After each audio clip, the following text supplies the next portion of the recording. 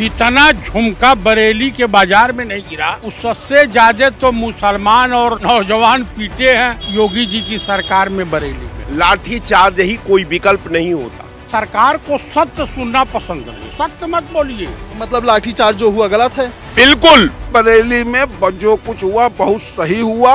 I love Mohammad, आई राम चाम जो करेगा लाठी खाएगा। लॉ एंड ऑर्डर इस सरकार में बहुत ही चुस्त दुरुस्त है। मुख्यमंत्री का जब स्टाफ ही सुरक्षित नहीं रह रहा है तो आप सोच लीजिए लॉ एंड ऑर्डर कहाँ है। तो अभी लगता है बरेली में कोई सच्चाई है जो छिपाई जा रही है। हाँ, नमस्कार, आप देख रहे हैं खबर चौक और मैं हूं अमन सिंह वक्स आपके साथ। यूपी के बरेली में जिस तरह से हालात बने, उसके बाद समाजवादी पार्टी का एक डेलीगेशन आज बरेली जा रहा था, उसे पुलिस ने रोक दिया। इसको लेकर कहीं न कहीं से सियासी महकमा जो है गरमाया हुआ है। लखनऊ के लोगों का इस पर क्या कहना है, आज इनसे ही जानेंगे। जिस तरीके से बरेली में हालात बने, उसके बाद सपा डेलीगेशन का वहां जाना, पुलिस द्वारा रोक देना, किस तरीके देख रहे हैं आप? जितना झुमका बरेली के बाजार में नहीं गिरा, उससे ज्यादा तो मुसलमान और नौजवान पीटे हैं माननीय योगी जी की सरकार में बरेली में। पुलिस उत्पीड़न के शिकार हुए हैं। अभी बताइए कि इन्हीं के पार्टी, ये डिप्टी सीएम ब्रिजेश पाठक के ओएसडी थे, ओएसडी हैं रविंदर शुक्ला।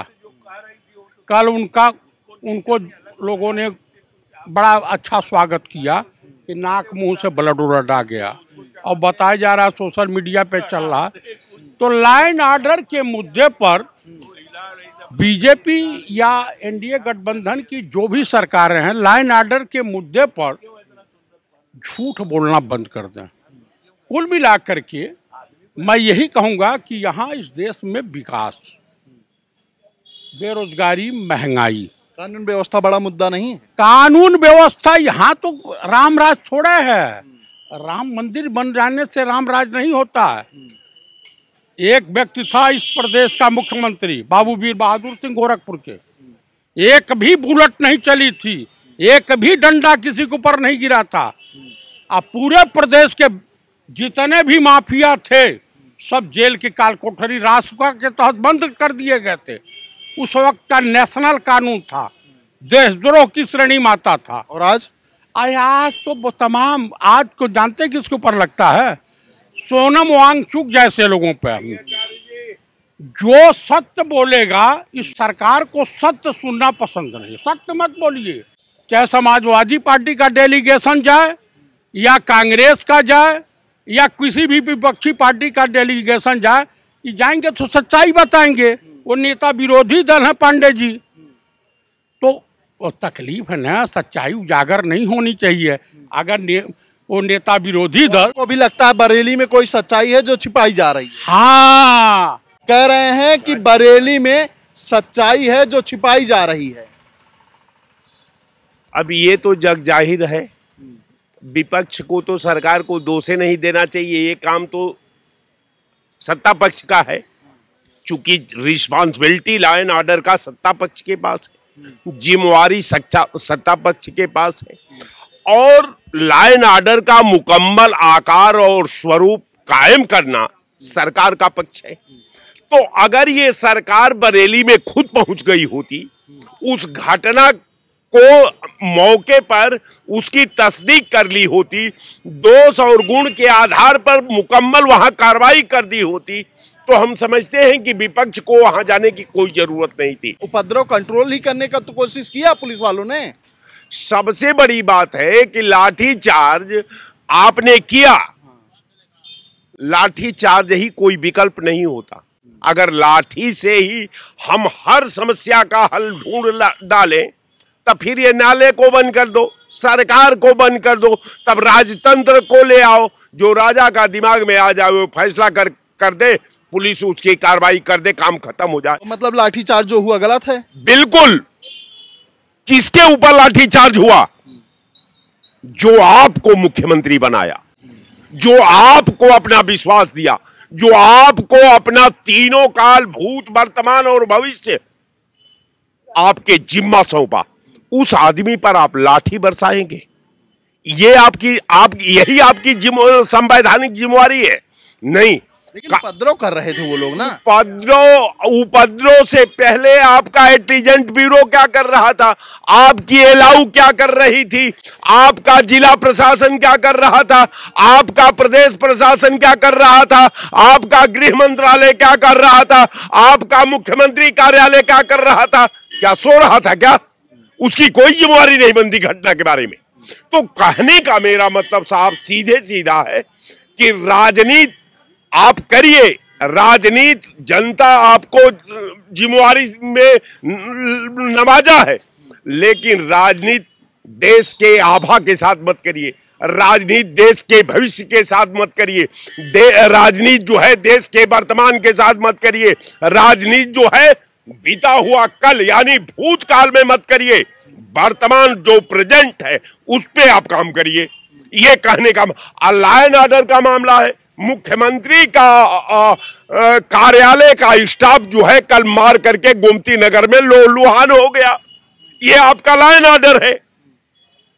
ये आपका लॉ एंड ऑर्डर है कि मुख्यमंत्री का जब स्टाफ ही सुरक्षित नहीं रह रहा है तो आप सोच लीजिए लॉ एंड ऑर्डर कहां है? इनके हिसाब से कानून व्यवस्था आज के समय में बड़ा मुद्दा है, क्योंकि डिप्टी सीएम के कर्मचारी तक सुरक्षित नहीं है। आपको क्या लगता है? अब भाई साहब कह रहे थे, एक समय ये भी था कि इनके जब सरकार बसपा की थी तो वो जा रहा था और शैडो जा रहा था, उसकी स्टेट गन छीन ली गई थी। और स्टेट गन वो मिली कहाँ पे? मुख्तार अंसारी जी के यहाँ। उसमें शैलेंद्र जी डिप्टी एसपी थे जो बेचारे सस्पेंड हुए थे समझ, जब वो कर आए थे। लॉ एंड ऑर्डर वो भी एक था। लॉ एंड ऑर्डर इस सरकार में बहुत ही चुस्त दुरुस्त है और सरकार लॉ एंड ऑर्डर के ऊपर काम कर रही है। कहाँ काम कर रही है? बरेली में लाठीचार्ज हो गया, लोग गलत तो बता रहे हैं उसको। नहीं, कोई गलत नहीं। बरेली में जो कुछ हुआ बहुत सही हुआ। वो अराजक तत्व थे, वो उस व्यक्ति का इतना मनबढ़ता कि बसपा सरकार में भी और बसपा सरकार में तो वो इतना था कि वो कई बार बरेली को हाईजैक कर चुका है। लाठीचार्ज तो मौलाना के ऊपर नहीं हुआ ना? तो मौलाना जो मौलाना कहाँ जाएगा? जो बड़ा नेता होता वो तो उकसा करके उन बेचारे जो अनपढ़ों को बेचारों को रोड पे ला दिया और अपना घर से निकला नहीं। मारे तो वो गए जो उसके कहने पे जाकर के वहाँ पे प्रदर्शन करने लगे। तो वो वहाँ प्रदर्शन करने के लिए क्यों? चूंकि वो तो पिछली सरकारों के ख्वाब में था जिसकी ताजी अटंडी कर दी गई। माननीय योगी जी आदित्यनाथ जी के कार्यकाल में वो नहीं जान रहा था शासन किसका चल रहा है। तो सपा वाले जा रहे हैं तो उनको भी रोक दिया जा रहा है। बिल्कुल, वहाँ ये लोग जा रहे हैं अपनी राजनीतिक रोटियां सेकने के लिए और वहाँ पे और मामला उकसाने के लिए। इन लोगों का काम है यही है। हमें वहाँ पहुँचने तो दो। आज आपने आरोप लगा दिया कि आप जाते तो वहाँ और भड़कते। भाई हम जांच करने जा रहे थे, हम लाठी डंडा गुम्मा नहीं चलाने जा रहे थे भारतीय जनता पार्टी की तरह। समझ गए? आप पुलिस का प्रयोग करके बल से डंडा चलवा सकते हैं, क्या हम जांच भी नहीं कर सकते? हम विपक्ष में हैं, हमें सच्चाई जनता के सामने लाना था और जब जनता के सामने सच्चाई लाना था तो आपने क्यों रोका? क्या जांच करेंगे? कोई सीबीआई इंस्पेक्टर हैं कि वो हैं जो जांच करेंगे? अपने में नहीं जांच कर लिए थे? जब सीओ को घुमाया जाता था तब जांच नहीं करने गए, जब वो छीन ली गई कारबैन तब जांच नहीं कर लिए। ये इनको किसने नामित कर दिया है कि जाकर के यही चलावे? ये तो यही चाह ही रहे हैं कि हमारा यूजन सभा का डीजीपी बना दो और सबको बना करके वो जो कुछ है हम जांच करें सारी। हम अपने हिसाब से तो वो नहीं हो पाएगा, वहां जाएंगे तो मारे जाएंगे। दादा क्या लगता है यूपी में कानून व्यवस्था चुस्त दुरुस्त है एकदम? ये बताइए, आप पढ़े लिखे आदमी आप लोग लगते हो, ये बताइए कि धर्मनिरपेक्ष संवाद तथा आई लव मोहम्मद करने की रोड पर जरूरत कैसे है? आप धर्मनिरपेक्ष संवाद ईरान है ना, उसके लिए मस्जिद में आप आई लव मोहम्मद करो तो कोई बोलेगा? आई लव मोहम्मद रोड पर क्यों किए? आई लव मोहम्मद हम यहाँ जाके रोड पर करेंगे, ये बात तो सही है नहीं। तो हम जाके रोड पर हल्ला मचाएंगे तो लात खाएंगे कि नहीं खाएंगे? हमारा लाठीचार्ज जो हुआ उसको सही मान रहे हैं? लाठीचार्ज नहीं, रोड पर कोई बोलेगा संविधान की रक्षा होगी, संविधान को बोल रहा है गवई कि संविधान देश में चलेगा और संविधान के खिलाफ जो भी आवाज उठाएगा आई लव मोहम्मद, आई राम श्याम, जो करेगा लाठी खाएगा। तो ये तमाम लखनऊ के लोग हैं जिनका ये साफ तौर पर राय है कि जिस तरीके से बरेली में उपद्रव हुआ उसके बाद लाठीचार्ज, तो कहीं ना कहीं इस मामले की गहनता से जांच होनी चाहिए। तो ये लखनऊ के तमाम लोग थे, ये इनकी राय है। ऐसी ही राय आपके बीच में लेकर आते रहेंगे। तब तक देखते रहिए खबर चौक। कैमरा पर्सन अभिजीत के साथ Aman Singh Vats, Lucknow. New public inter college Lucknow, admission open. For more information, call 0522 282232 or 7755 089585.